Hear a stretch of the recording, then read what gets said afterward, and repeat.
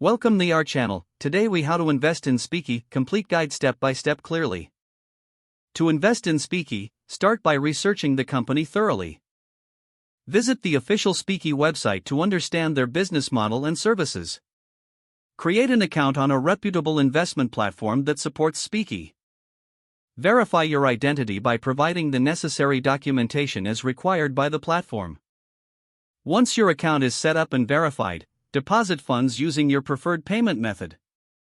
Navigate to the search bar on the investment platform and enter Speaky. Review the available investment options, whether it be stocks.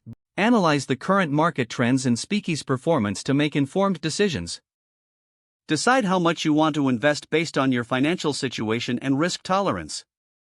Place your order by selecting the quantity and confirming the transaction details. After completing your purchase, monitor your investment regularly to track its performance. Stay updated on Speaky's news and market changes that could affect your investment. Consider setting a target for selling your shares or reinvesting profits based on market performance. Keep an investment journal to document your investment decisions and outcomes. Review your overall investment strategy periodically to ensure it aligns with your financial goals. This comprehensive guide should help you successfully invest in Speaky. If the page does not load, refresh the browser or try again in a private or incognito window. Make sure you are using the correct email address, then retype it carefully to avoid small typos. If your password is not accepted, use the reset option and create a new strong password you can remember. Check your spam folder for verification or security emails, then complete any requested content. Enable two-factor authentication if available to improve account security and reduce unauthorized access risk. After signing in, review your profile details so your contact information and settings are accurate and current. If you see an error message, note it down and try again after restarting your device and internet connection.